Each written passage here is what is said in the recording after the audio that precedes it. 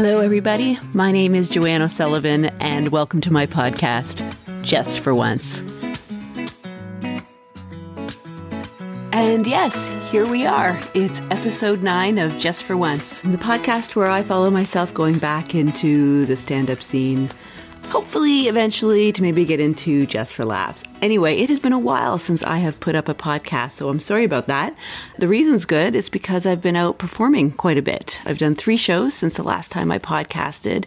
And we're going to talk about that. First, I want to circle back to, I said in the last podcast, just send the damn message. I was trying to get up the bravery to send the message off to Just for Laughs to get into a showcase. And I sent the damn message. And I'm going to tell you what happened with that. But before I do that, I'm going to circle back around to, in the last podcast, I also talked about a joke that I did called the Slurp Ramp. And it's a joke that I did in Sterling. And I had realized there was a moment where I talked about the criteria for being on the other side of the Slurp Ramp, which is a wall, and there's penises in it. If you're listening to this for the first time, this is going to sound crazy, but it's attached to a joke that I used to tell. And I think I'm going to play the joke just so you understand what I'm talking about. So, does anybody here know what a Slurp Ramp is? Goody, I get to tell you. So, a Slurp Ramp is a wall in a bar, and it has holes drilled into it. And men walk up to the holes, and they put their members through it, and people on the other side service it. And I have to say, I don't even know how you would choose. But it started a conversation between me and my friends, because the article was saying, is that sex, and should that be allowed in bars? So it was a conversation with me and my friends, and we were like, I asked some of my male friends, would you do that? Like, would you do that? And most of my friends were like, I would never do that, because I would be so afraid that it would be lopped off, or like something bad would happen on the other side. I would be so afraid. And I have to say that as a woman, if I didn't participate, that would not be my fear. My fear would be, what if I didn't get picked? So that was the Slurp Ramp joke, and that's sort of a condensed version of the one that I did in Sterling. And if you listen, there's a moment where I say, I don't even know how you would choose. Which penis is what I'm talking about. And that's always a line that I did. And if you go back and listen, I get a really big laugh off of this idea of I don't even know how you would choose. And every time I've done that joke in the past, like 15 years ago, I thought I should expand on what the criteria for choosing is, because obviously there's something about that moment that tickles the audience and I should expand on it. And now that I'm trying to get a longer set to prepare for maybe doing a showcase or something, I'm trying to find those moments where I can turn jokes I already have into longer stories and make them better. So I said that I was going to go out and try to come up with what the criteria for picking is. And I did it 3 times. I went out 3 times. And I have to say, I'm going to play for you the 3 times. And it's, as I'm piecing this together today, there's a lot of penis jokes it's a lot. It's a lot. So I apologize to people that I may offend by because you're going to see. So I don't know if any of my parents' friends listen to this, but all in a row, the way you're going to hear it, it's a lot. Anyway, here's my first try at a very lovely, warm bar. It's about 15 people that I did this to. And it speaks for itself. This is me trying what I'm going to call the Slurp Ramp Addendum criteria for picking. And I wonder what the criteria for picking was. Like back in the day. Like in my world, and if I'm going to be attracted to a man, it usually goes face, personality, penis. Like it's never gone opposite, like penis, personality, face. So I don't have a reference point. It's always been a hope for the best kind of situation. So it made me think, I wonder if you're on the other side looking at the wall of penises, are the people so excited about the potential of the servicing that they're erect?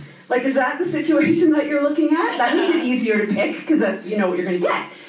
Or are they so nervous nervous, like me, of maybe not getting picked or being lopped off, that they're floppy. Right? Like that. So that would be me. So I decided last night, I'm going to go the wall of penises is floppy. And in that situation, my criteria would be, I'm going to go for the underdog.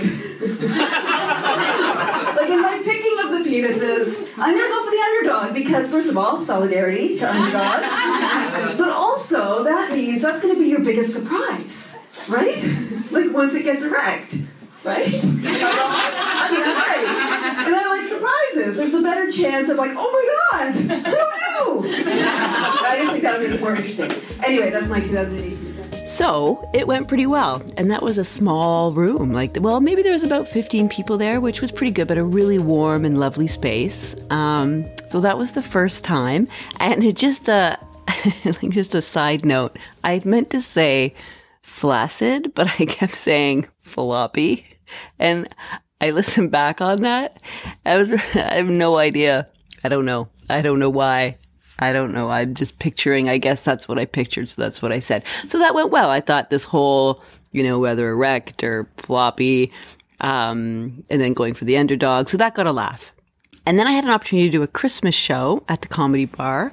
It was a sold-out show. I was really excited, and I thought, I'm going to change it up. I have a different idea, so I'm going to change perspective. So that first joke you heard, it's me saying, if I'm standing on the other side, what am I looking at? And what would I pick? This one, I tried to change the perception of, if I'm in the slurp ramp, what do I think is expected of me? What do I need to do? What's the criteria? Like, what am I expected to do once I go through the wall? Like, what's the criteria for picking on the other side? Are they expecting me to be erect, for example? Is that what I'm supposed to do? Is on the other side, is it like shopping for Christmas trees? Right? Is it like you go for the biggest and the brightest? Because that, for me, I do pick like that, but then I go home feeling sad that I didn't pick the sad one and the small one, and I feel guilty about that. So is that the criteria? Or is the criteria, are people expecting it to be flaccid? Right? Do they like to be surprised? Is that maybe that's part of the fun of the wall, right? Maybe you say to a friend, you pick one, I'll pick one, and whoever has the biggest wins, right? Like maybe that's the wall. Okay, that's new. I added that. That's 2018. That wasn't part of the original joke, so maybe not so much. Anyway. So didn't quite go as well. Obviously, I was inspired by the fact that I had just been Christmas tree shopping. And I was surprised, actually. I still think the Christmas tree image is funny. I really thought, and that whole idea, and I really thought that would be, I still think that's really funny, but it just didn't get a laugh, at all. And I should say, I'm only playing you that addendum part, but the rest of that set killed, lots of huge laughs, and that just, died. And you can tell it died when I start making excuses at the end, when I'm like, that's a new thing, and so that one died. So then I had to do it again. I thought, well, I'm going to go back to what I tried the first time, but I'm going to, make it a little bit more concise and clearer. So here's that attempt. And it also raises the question for me, what's the criteria for picking on the other side? Let's imagine ourselves all standing in front of a wall of penises, right? How would you pick? First of all, would they be erect? I think they maybe wouldn't be. I think they'd be afraid, right? Wouldn't you be sitting there nervous, and wouldn't that make you flaccid? I don't know. My wall that I visualize in my head is that they're flaccid. So in that scenario, I'm going to go for the underdog. Right? First of all, just solidarity for underdogs. But also, then there's an opportunity for the biggest surprise. Right? Get it? Because then you don't know what you're going to get. And maybe you're going to get something super special. So, not so bad. That was my smallest audience out of those 3 attempts. Maybe there was 7 or 8 people there. And yeah, it went okay. But the first one is the winner for me. So there you go. So that was my 3 tries. Thank you for sticking with me. And I might be done with that joke for a while. I feel a little bit dirty. Feeling a little bit dirty. But I will say, hopefully that was fun for you, watching that, or I guess hearing that genesis of a joke. Hopefully that was a fun thing to listen to. Okay, so yes, I sent the damn message to Just for Laughs, requesting a spot at one of their future showcases, and they did not respond. So transparently, felt kind of poopy, but at the same token, I actually don't hold that against them. I know they get hundreds of emails, and I also know it's not even the best way to get onto a showcase. Normally, you would reach out to somebody who is holding one, like Yuck Yucks or Absolute Comedy, and see if they will let you onto one of theirs. But I thought I would try this route. They didn't respond. I'm going to keep pushing forward. I'm not going to let it bother me because I feel like these last few weeks they've been happy. Like they've been full of progress. Like I've been doing shows. I've been having good sets. I've been having fun, which I think should be the main point of all of this. And yeah, so that happened, but I'm going to keep on trying. That's what I'm saying. I do have one piece of fun news.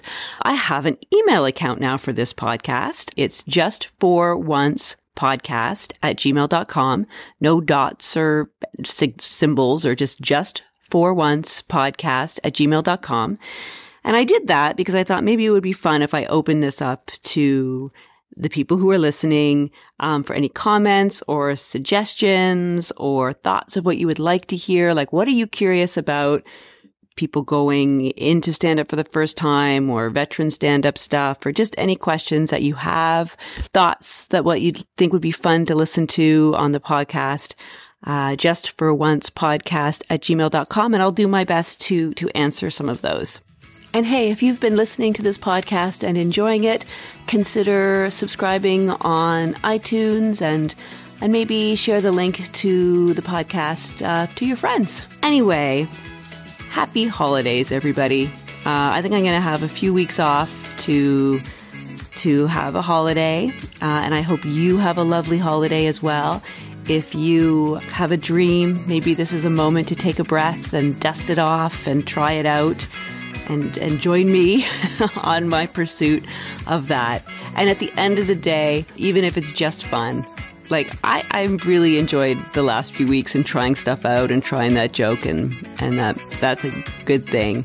So happy holidays, everybody. Thank you so much for listening. And I'll have another podcast up in a few weeks' time. Bye.